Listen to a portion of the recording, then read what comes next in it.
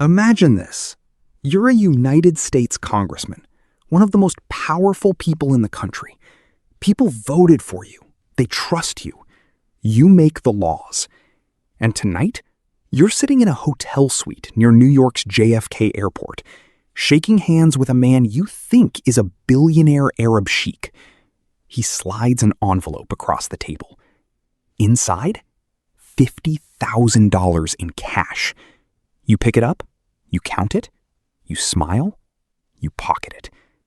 And you have absolutely no idea that the sheikh is fake, the money is FBI evidence, and there are 3 hidden cameras recording every single second.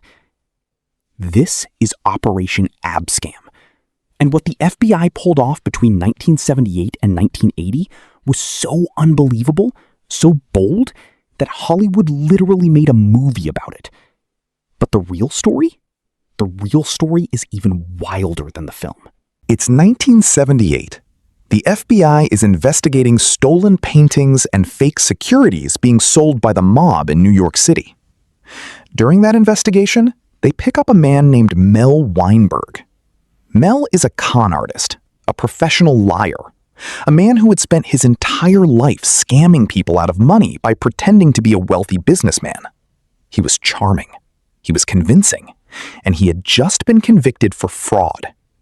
The FBI gave him a choice: prison or help us. Mel chose to help. And the idea he pitched to the FBI was something they had never done before. "Let me be the sheikh," he said. Here's the plan. They would create a completely fictional company, Abdul Enterprises Limited, supposedly owned by 2 wealthy Arab sheikhs who wanted to move money into the United States and needed political help. They would set up a fake office, a fake bank account, fake business cards, fake everything. Then, Mel Weinberg, the convicted con man, would walk into rooms full of politicians and offer them cash in exchange for favors. The FBI would have cameras hidden in every corner, and they would watch to see exactly who reached out and took the money. The FBI called it Operation ABSCAM, short for Abdul Scam. It was the most ambitious political corruption sting in American history, and it worked, far beyond anything they expected. The FBI set up a luxury suite at a hotel near JFK Airport. They furnished it expensively. Paintings, champagne, leather chairs. It looked exactly like a place where a billionaire would conduct business. Hidden cameras were installed in the walls, behind the lamps, inside the bookshelves. Then, Mel Weinberg started making calls. The story was simple. The sheikh needed help. He wanted to stay in the United States permanently and needed a private immigration bill passed. He also needed permits and licenses for business projects, and he was willing to pay very, very generously for that help. Word spread, quietly, through criminal contacts and corrupt local officials, that there was Arab money available for the right politicians.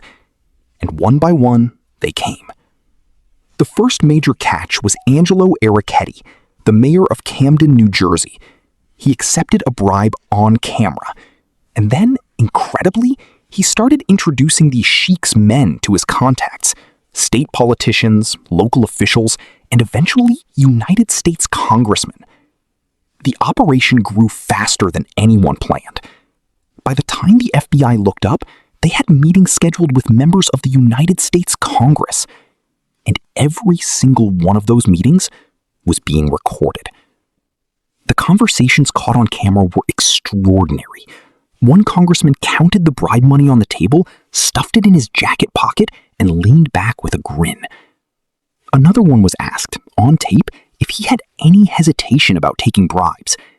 He laughed and said, and these are his actual words, "I've got larceny in my blood. I'd take it in a goddamn minute." That man was Congressman John Jenrette. He took the money, he went on camera, and he had no idea that the FBI had just watched him commit a federal crime in real time. Before we get to the arrests, and trust me, the way this all collapsed is something you won't see coming. If you're finding this story as insane as I am, hit subscribe. I cover cases like this every week, cases that history almost forgot. Now, back to Washington, D.C., where things are about to get very uncomfortable for some very powerful people. By early 1980, the FBI had what they needed. The operation had run for nearly 2 years. The hidden cameras had captured bribery, corruption, and confessions from people at the highest levels of American government. It was time to shut it down. On February 2nd, 1980, the story leaked to the press, and Washington, D.C. exploded. The names coming out were not small-time local politicians. These were sitting members of the United States Congress, men who sat on powerful committees, men who had been publicly campaigning on platforms of honesty and integrity. The final count was staggering.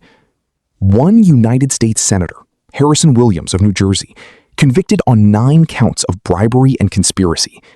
6 United States congressmen convicted. 14 other officials convicted, including mayors, members of the Philadelphia City Council, and an inspector from the Immigration and Naturalization Service. Total, 19 convictions, not one acquittal. The trials revealed details that were almost impossible to believe. Senator Williams had promised to use his political influence to help the Sheikh's business in exchange for a hidden stake in a titanium mining company.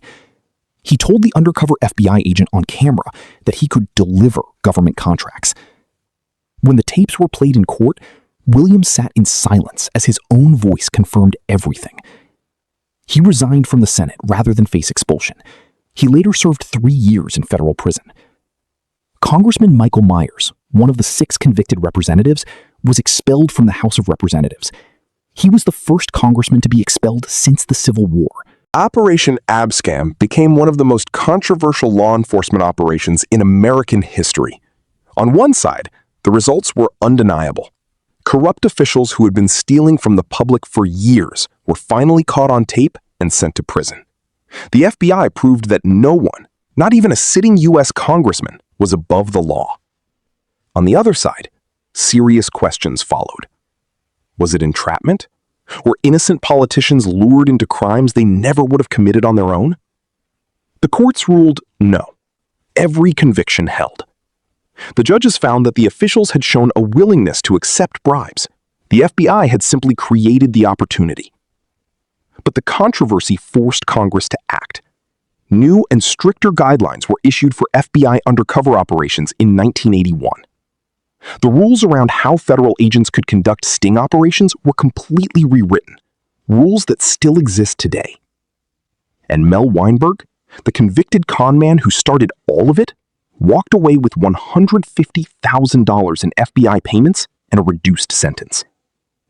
The man who had spent his life lying to people helped the FBI catch some of the most powerful liars in the country. In 2013, Hollywood released a film called American Hustle, loosely based on Operation ABSCAM. It received 10 Academy Award nominations. But here's what the movie didn't show you. It didn't show the FBI agents sitting in a van outside that hotel suite, watching on a grainy monitor as a United States congressman counted $50,000 in bribe money and slipped it into his pocket. It didn't show the look on those congressmen's faces when they realized years later that every single word they had said in that room had been recorded. And it didn't show the one detail that still stands out above everything else. Every corrupt official who walked into that hotel suite walked in completely voluntarily. Nobody forced them. Nobody tricked them. They came because they wanted the money. And the FBI was simply there, waiting, to make sure the whole world found out. Operation ABSCAM proved something that a lot of people didn't want to believe in 1980, and that some people still don't want to believe today. Power doesn't make you honest. It just makes the temptation bigger. If this story surprised you, share it. Most people have never heard the real version of what happened in that hotel suite. Subscribe for more cases like this. Every week, a new story, fully verified, no filler. I'll see you in the next one.